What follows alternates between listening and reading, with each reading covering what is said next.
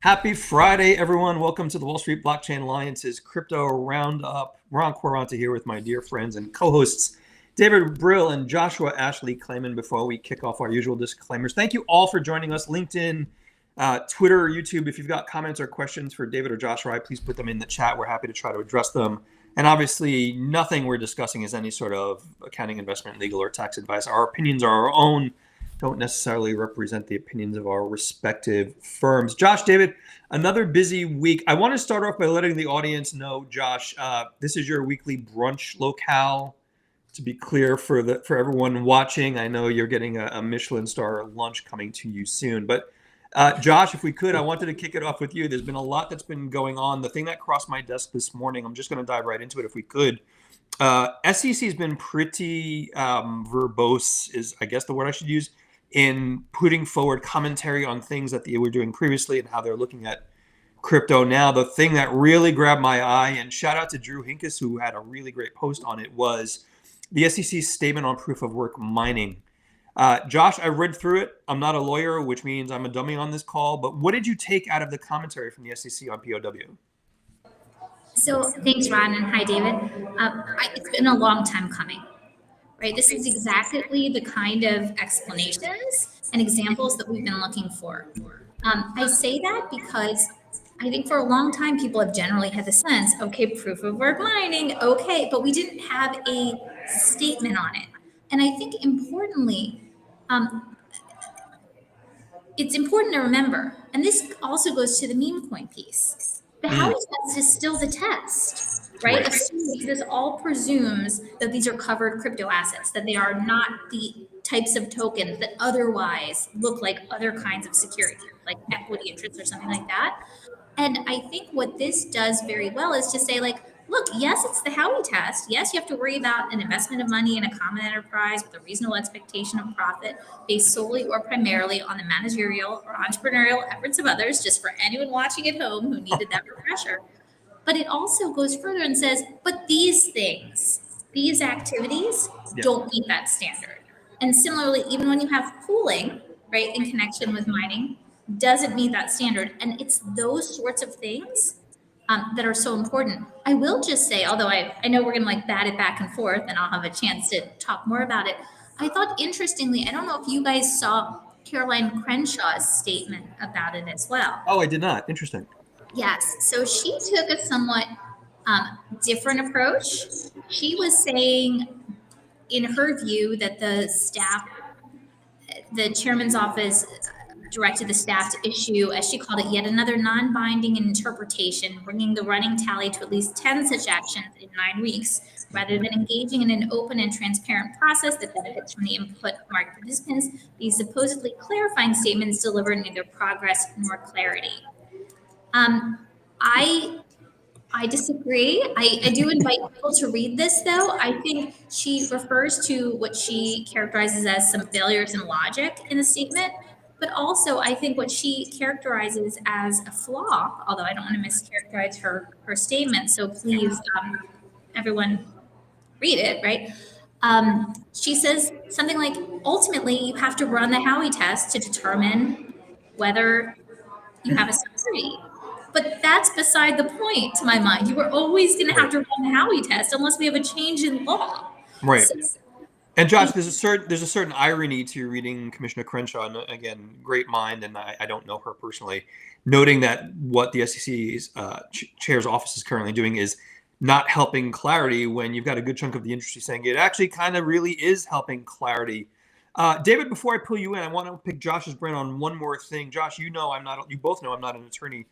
There were 2 words that jumped out at me when I read it, and again, Drew did a wonderful job. Shout out to Drew Hinkes. Everyone should read his analysis. This idea of economic property. And Josh, I'm curious about, from a legal perspective, is that muddying waters a little bit? If we're looking at mining, either solo mining or pooled mining, and whether or not something is a covered crypto security, does the phrase economic property force us to have a definition of that phrase? So I think when they were saying economic properties, I think that like in the footnote where it refers Yep. to that, it talks about yield, if I'm remembering correctly. Yep. And I think that's what, at least in advice, not legal advice, none of it's legal advice, but in advice that people have generally given about whether the likelihood that a particular type of token may be a security, a lot of times there's been a focus on, is there a yield, right? So that came up in, I mean, who knows to what extent these things will hold now, but at least when we think of SEC, Terraform Labs, Dogecoin, they Right. refer to stablecoin as a yield-bearing stablecoin. And in that instance, it was a security.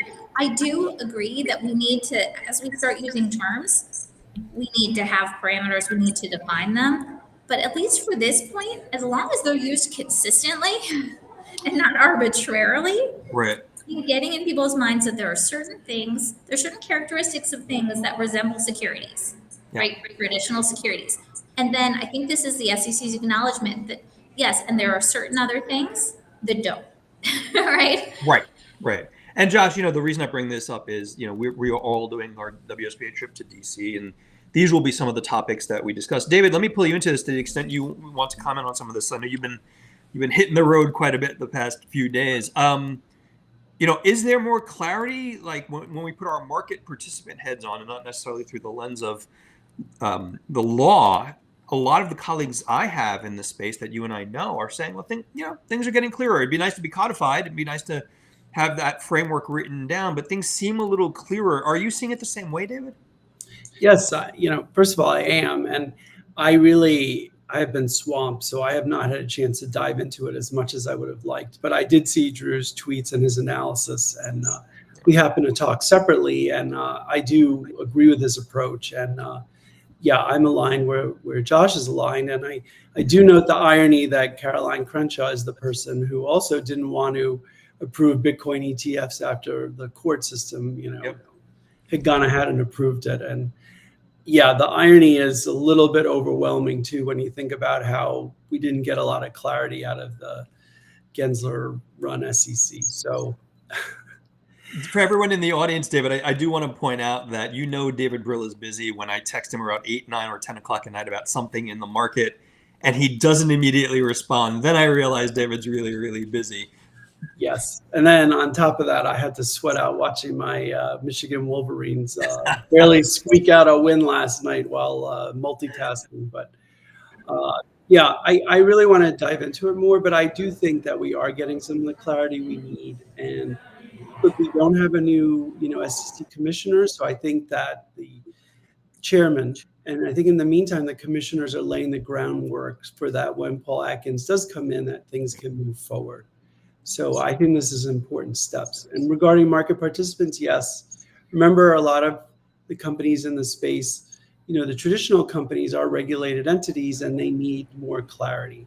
Yes. So I think that these are steps towards that. And again, I push back on Renshaw's analysis. David, thanks so much. Josh, I cut you off a bit earlier, but what were you going to add? Oh, I was just going to say, Caroline Crenshaw, if we remember correctly, I think she was the subject also of the Vote No campaign by many. And also, if I remember correctly, although this might not be the case, so please correct me, but I believe that if there were only 3 sitting commissioners, she would be one of the 3. Like, my recollection is that you had to have at least 3 commissioners agree to a commission decision. And if this is her position, I mean, if we think about what happens at the staff level, of course, is what happens at the commission level. I think it kind of points us in a direction of how far some things can go right now. Yeah. I do have to say, though, I am super excited to see this today, how we got here and how we get out to finding security status, which is the first of the roundtables that the SEC's crypto task force is hosting. There are some phenomenal roundtable participants, including multiple members from the WSBA, including our friends Louis Cohen. We also, I'll just quickly read the whole list just to be fair to everyone, right? So it's Colin Felton, Sarah Brennan, Chris Brummer, Louis Cohen, Coy Garrison, Teresa Goody-Guillen, if that's how you say your last name. Apologies if not. Miles Jennings, Lee Rainers, Benjamin Schifrin, Rodrigo Serra, and John Reed Stark. So it's quite a bunch of different personalities. And perspectives. Yep. Yeah. But it is telling, Josh, to that point. You can open request participating in the roundtables. We will do that post our next week meeting in DC. But it is interesting to see that openness from the commission and the crypto task force to just have people come in and actually, and I don't mean this to be disrespectful, actually listen to those industry participants, which is a market shift. Josh, David, I do want to go to one other thing as well. There's a lot going on at the SEC, and I keep talking about the trip we'll be doing next week, which is very, very important. Meeting on the Hill, meeting with the SEC task force. The other thing, Josh, David, I wanted to talk a little bit about in the news this week was Ripple. And I hate to sound as ignorant as I'm going to sound, but I am a little confused. I did see Brad Garlinghouse, and I saw the Ripple team and a lot of folks saying the SEC is going to drop this case. The SEC is going to drop this case. Go forth and build. This is fantastic. And a lot of people with, Ripple's pumping, David, and all of that good stuff. But I haven't heard anything from the SEC. What am I missing? I don't know that you're missing anything, Ron. I think that it's on its face that they're not pursuing the appeal at the district court level. They're not dismissing their appeal at the circuit court level, I believe is correct. And so I think the issue more is, I don't think they really have to say much more than that. If they're not pursuing the appeal, they're not pursuing the appeal. Look, I think Ripple is more complicated because you have that $125 million, I don't know if I want to call it a judgment, but you have that sitting out there, and a restraint on Ripple of selling XRP to some participants in the industry. And that's the part that's really the meat of what is still outstanding, and also what I think Ripple is negotiating. And I don't have firsthand knowledge, but just what I'm reading and what I'm hearing is that, Ripple is, wants to negotiate a better deal on that issue, and especially regarding selling XRP and any restraints that they may have. And that also could be a knock-on effect if they wanted to do a public offering and do an IPO. So I don't think the SEC has to say much more than that, Ron, and they certainly wouldn't comment on ongoing negotiations. So I think we've heard what we're going to hear for now. Josh, go for it.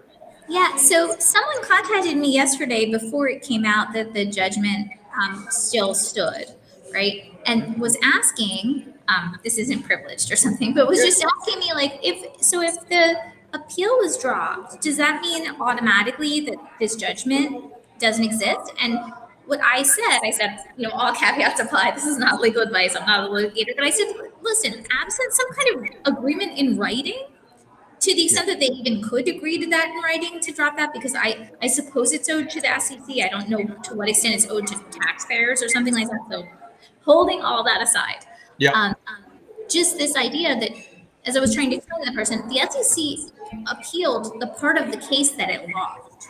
Yeah. Right? The other part still stands. And so I think that's important. And I think people should still remember that. Because again, we're back to the Howey test, and the facts and circumstances of that situation with respect to the primary sales to institutions, that still stands as law. Now, how much precedent it's going to have in a different circuit, and even in the same district, who knows? But I think it's important, again, to remember that even with the meme coins, even with the mining, the SEC, of course, is hiving off pieces, right? Yep. To say potentially to purchasers, you can do this, but don't come to the SEC for protection if something goes wrong, right? But again, it's still the Howey test. I just think, again, it's so refreshing and helpful to be given examples of what isn't enough. Because even if you go back to the Dow report, I remember the common refrain back then in 2017 was like, okay, so the SEC has told us that something that looks like a paradigmatic security, right, a virtual venture fund, involves, at that time, right, your mileage may vary now, involved the offer and sale of a security, and says that it's many facts and circumstances. How about you give us an example of what would not be? And all we really got were things that were either walled gardens, right, turnkey jets, or whatever it's Right. called, and the like. And this is a material move, in my opinion. Josh, it reminds me of the meme that was floating around a while back, which was someone saying the SEC telling a token issuer, hey, you violated regulations. And the token issuer says, well, what regulations did I violate? We can't tell you. What did you think you violated? So it's always this, but it is interesting, this kind of refreshing perspective of a regulator, Josh, elaborating on the idea that not everything is in their jurisdiction. It might be in someone else's, and keep that in mind. David, I want to expand upon that a little bit if I could, and want to pull you into the kind of market reaction to this. And again, I'm not trying to be dense about Ripple, Josh, but I do want to talk a little bit about, I'm slightly surprised by market reaction to what essentially is that news. David, let's paint a picture here. If that $125 million penalty, whatever it may be called, goes away, is that the thing that is the catalyst for market movement? It just feels like the more market sees relatively good news, you hear the word tariff somewhere, and then there's the market bottom falls out again. What is the dynamic happening here? Well, look, for starters, XRP's gone up, I don't know, 300 or 400% this year. So we can't forget, yes, it was over $3 at one time, but it's still around 230, 240. So I don't think, you can look at that and be like, whoa, why didn't it move? Because it really had a big move already. And so I think a lot of this is priced in. Look, I'm not involved in the Ripple case. I can't see how that whole fine goes away. I think it's more important about the selling of the certain tokens, the certain investment contracts and how they're characterized is the most important part. I think they would pay the $125 fine tomorrow if that part went away. That's just my sense. Regarding the markets, I really think it's really this economic uncertainty. And also, I really think it's a framing issue.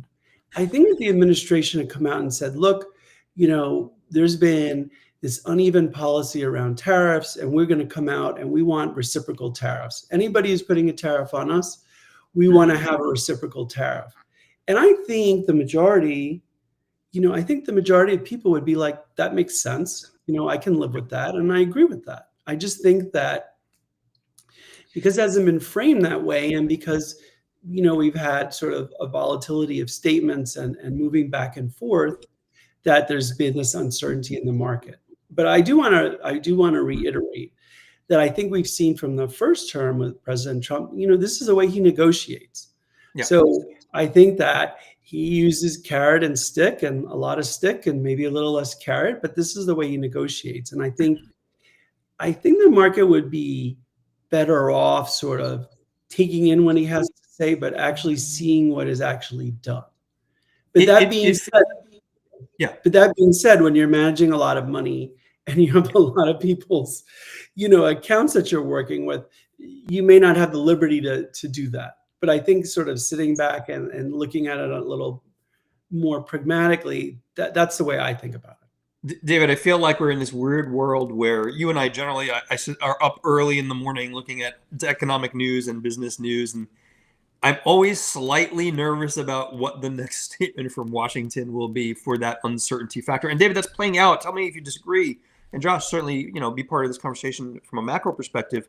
That uncertainty is not just impacting crypto, but it's impacting broader markets and equities as well. And again, nothing we talk about is investment advice, but this is a shockingly different market today than I thought it would be on New Year's Day. Josh, do you agree? So I do agree that it's different. At the same time, as you guys have pointed out, and hopefully people are recognizing that you've pointed out for a long time, so much of the data was wrong. And it was incredibly wrong.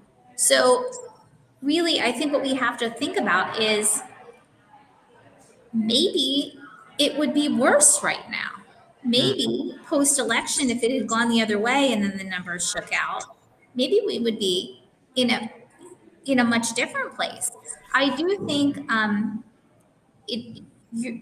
agree with what you guys have said. I also wanted to say that I thought this isn't a macro view, this is a very specific statement, but in the at the Digital Asset Summit, Yeah.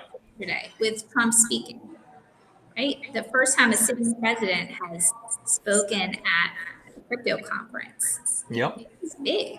I mean, I think the larger pictures, I mean, certainly the housing market, all kinds of questions about whether a recession is coming, question about whether we're in a recession. Mm.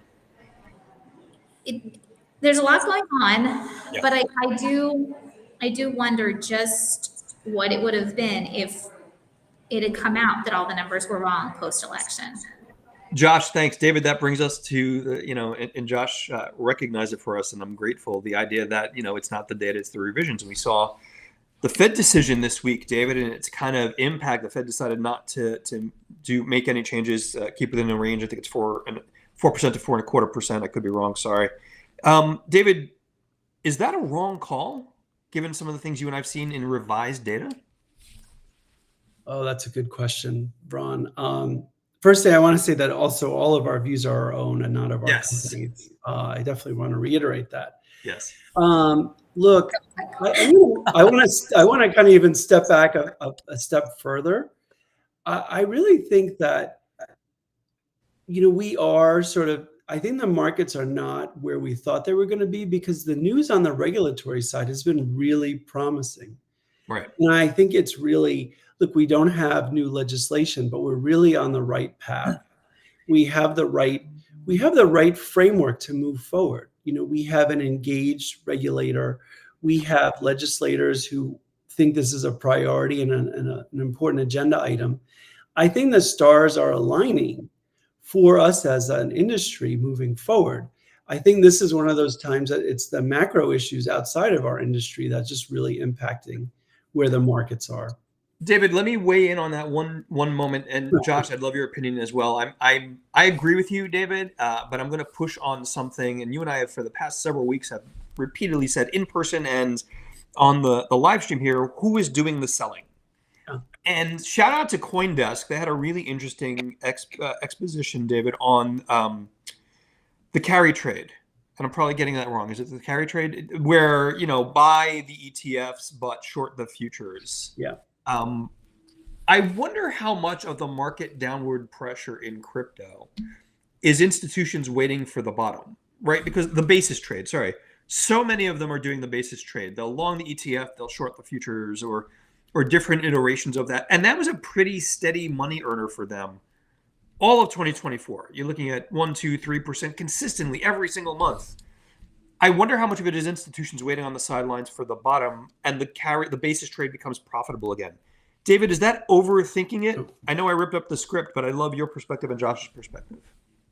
No, look, I don't overthink it. I don't think it's overthinking it, but I'm also thinking we need to look in terms of, who's buying. So are institutions buying for the long term, or are they buying to trade? So yes, I think the fast money is, taking the money and run, so to speak. But I think that the money that's holding it for mid or longer term, they're still accumulating, just they're accumulating less. And again, things that we've said before is that you still have a lot of people who are in wirehouses that they can't buy these ETFs at the wirehouses. Right. Until recently, until SAB 121 was revoked, or SAB 122 replaced SAB 121, banks couldn't custody crypto, so they weren't going to be buying spot crypto either. And, so there's a lot of things, moving pieces. I think the other broader issue is, from a liquidity standpoint, is why are you going to invest in this space now besides Bitcoin and Ethereum? And while I'm a big believer in some of the other altcoin projects, especially some of the large ones, I think for the general audience, I think we need more compelling narratives to get more retail folks interested and involved.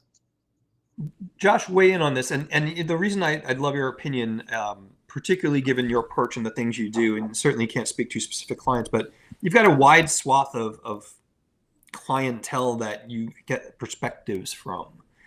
Is some of what they're seeing in the market impacting their businesses or their plans?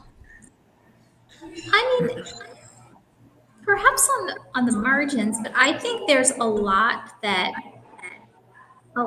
people are fired up to do. I mean, I saw some really good tweets by one of the Jasons from, if you go with the name Jason, it's generally pretty good in our space. Yes. But yeah, Jason Yackman from Digital Asset Summit, right? DAS. And I'm just going to read them because they really resonated with me. One of them, he said, one of my biggest takeaways from dozens of meetings at DAS 2025 will, quote, actually be the year we see major crypto M&A. And then he also had another tweet that went into a bit greater detail. And I'm just pulling it up now because I thought that it was spot on, honestly, and it's very consistent with what I'm seeing. It says, some thoughts on exchanges, fintechs, and brokerages from dozens of chats with founders and execs at DAS. 1, U.S. exchanges are racing to offer equities. 2, Asia exchanges are racing to enter/re-enter the U.S. Definitely some that. 3, all crypto exchanges are sitting on a lot of cash and highly valued equity. They'll accelerate the above with acquisitions. I can't speak for all, but I agree with that too. Okay, fintechs are racing to offer crypto assets top 100, not just a few. Everyone is thinking about launching a stablecoin. Yes, yes, yes. And even traditional brokerages are now thinking about how to offer crypto tokens.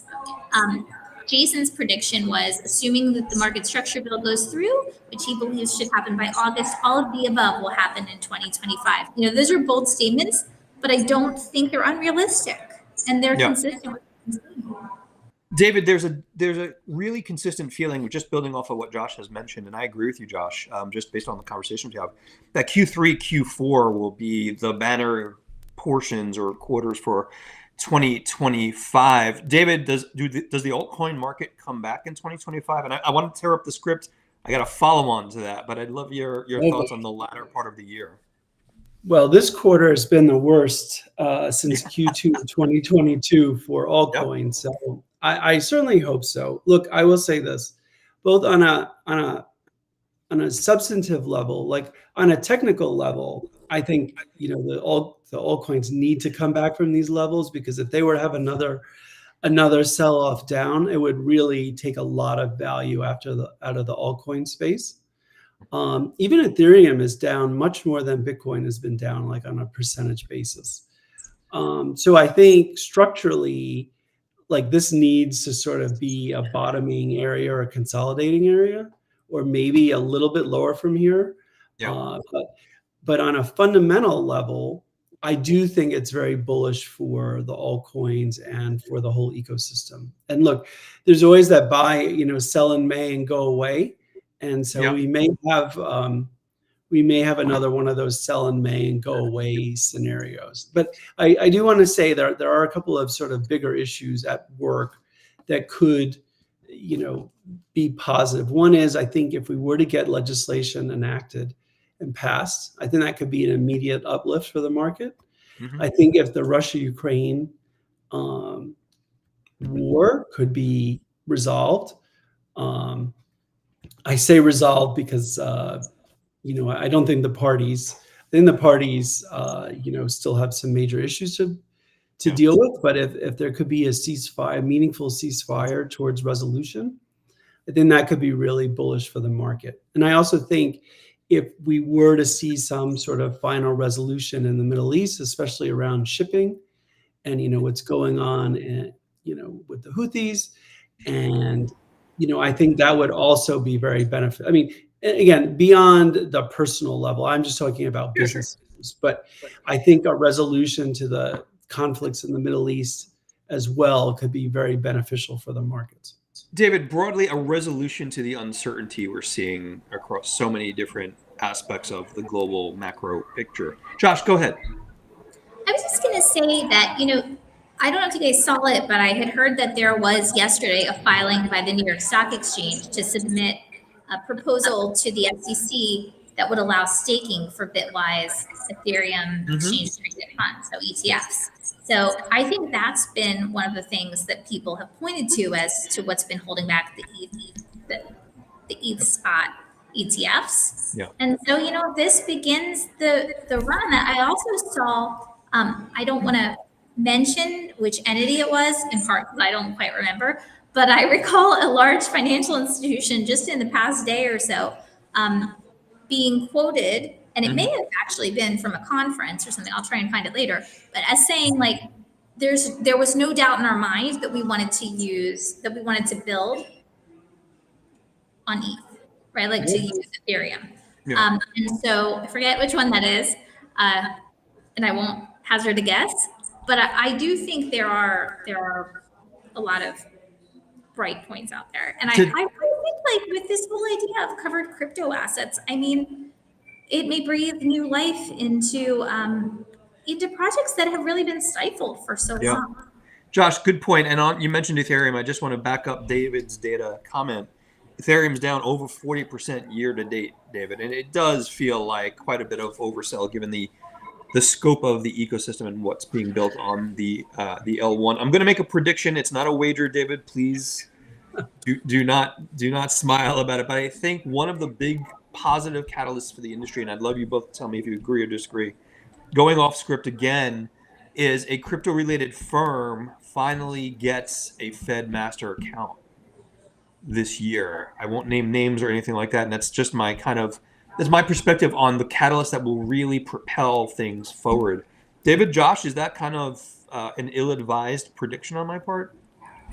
No, actually, I want to go back to something, we talked about, I think last week on the podcast, about how not having staking has really hurt the Ethereum ETFs. And the idea that you could own a crypto, product and get a 3 or 4% yield on it, ETF product, I think that would be really attractive.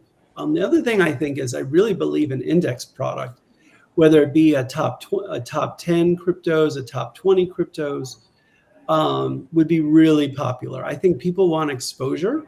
And I think if people could get exposure in a way where maybe it's like Bitcoin ETH in the next 8 or Bitcoin ETH in the next 18 by market cap, I think people would really be interested in that. David, am I misrepresenting though, or misunderstanding when we talk about ETFs and staking in the crypto space? I don't want to go too deep into it, but there are logistical issues and challenges with that from an implementation perspective, even if the Fed approves a staking crypto ETF. Is that correct? I mean, look, I think there are, mechanically, there are definitely some things that have to be worked through, but I have to believe people have had the time. They've had these filings out there, and I got to believe that they've thought about this quite a bit, and and have a mechanism for doing that. So I haven't read the S1s, but I have a belief that would be in order, because I don't think you make that filing and then you're like, oh great, we've gotten approved, and now we have to figure out how to do this. Fair point. S1s don't make the most exciting reading. That being said, David, Josh, go ahead. So I was just going to say, just following on the point about banks and Fed master accounts and things like that. One of the things that Caitlin Long posted just in the past day or so had to do with the next step by the OCC, which is to remove reputational risk examinations as part of the OCC bank exams. As she noted in a post, she said it was subjective and was captured by some politically motivated managers at the federal bank regulators for use as their cudgel against industries and people they didn't like. Good move, OCC. That's not a quote from me. That's a quote from Caitlin, but we can definitely see where she's coming from personally. Speaking only for myself in a personal capacity. Absolutely. Look, we've been privileged to have. We all know Caitlin.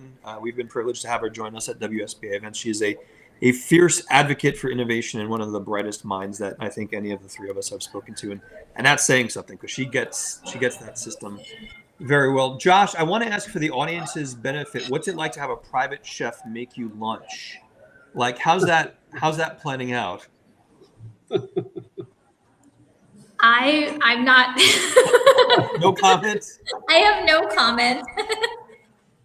No, I mean, just for the benefit of everyone, since you can see these kind of funny things behind my head, I had some meetings, and then I knew we had this video cast, so I asked a place that I sometimes go if I could go upstairs to an empty room and do our webcast. So how amazing of a co-host, David, are you both, that you will do it on a train? Josh will co-op the private room at a restaurant. just to make sure we get this out there. I can't tell you how grateful I am to you both. Like green eggs and ham, right? I'm hungry somehow. Thanks for that, Josh. Josh, David, let's wrap it up there. We've got a lot of work to do. I certainly do, and I know the two of you do have over the weekend. We're visiting DC next week. What are your thoughts on, we'll be talking about a lot of stuff, Josh and David, with a lot of different stakeholders in DC. What are your anticipations about the trip? It's always a great trip in my mind. We've done it for several years in a row. What's important for us as industry participants to bring to the table in your mind? David, what are your thoughts? Look, I think we as a collective can bring our pragmatic experiences. I sat across from the SEC representing certain clients where we couldn't get answers, where they asked us, they made allegations that we were in violations of certain rules, and they would never give us the proof. They would just say, this is what we think, and we would ask them which ones, and it was kind of that Spider-Man where the fingers are pointing in two different directions. And so having lived that, and having lived through these different scenarios that we've gone through, both counseling clients in different capacities, I think we can bring that experience and knowledge to answering these thorny questions and really help collaborate specifically on these issues. And I think from what I've heard from folks that have been before the task force, that the questions and the level of specificity is really, everybody is digging in on all sides to find resolution to some of these thorny issues. And I think all of us can bring our, very diverse and extensive experiences in this space to help move these discussions forward. Josh, go ahead. I would say, I think it's going to be very important to go there with ideas, specific ideas, as you guys have said. And as the task force itself had said, my experience with the SEC has been a bit different in that I never sat across from them having been accused or having a client be accused of potentially doing wrongdoing. Nevertheless, I have sat across from them on many, many, many occasions where very well-meaning clients, were proposing solutions. And I will say the staff was quite collaborative, and it ended up, nevertheless, their hands were tied by Gary Gensler. So I think in that sense, while there was not adversity, there was unfortunately not able to be the kinds of moves forward that we'll be able to see now. Yeah. I wanted to add something. Yeah. Not to interrupt you. I've sat on both sides, both in a potential adversarial scenario, a non-fraud adversarial position, but also representing clients who wanted to get products approved and brought to market. And so, I echo Josh's view that the staff wanted to work with us, but at some point they just hit the wall. And so it's really so meaningful that we've seen this change and this ability to have a dialogue, a real open dialogue, and, work through these thorny issues. Yeah. To be clear, I was not suggesting that dude was always adverse to the SEC. I was just giving the example. No, it was, yes. I was, yeah. I'm with you. David, Josh, thank you both so much. I've got one last order of business, not necessarily live stream related, but I am still reeling from traumatizing Emma Channing last week by saying we hadn't scheduled David's steak dinner. We will get that on the docket for everyone who's watching and sending me notes saying, why haven't you fed David? In my defense, I will point out that David's taste is so refined that the restaurants he picks have financing departments to cover the dinner. So we will definitely get that on the docket. David, Josh. Unlike where I go. You know what? A hearty meal is good anywhere, Josh. David, Josh, let's leave it there. For everyone in the audience, thank you so much for joining us. We will be back next week, hopefully. I don't know what my train schedule is going to be. We're going to be visiting DC on Wednesday evening and Thursday. Josh, David, looking forward to seeing you both there. If you've got additional questions for us, info@wsba.co. Thank you again, and we will leave it there. Have a great weekend, everyone. And everyone tune in about 20 minutes for the SEC's first crypto roundtable. I will be watching over green eggs and ham, apparently, Josh. Thank you so much, everyone. Bye-bye.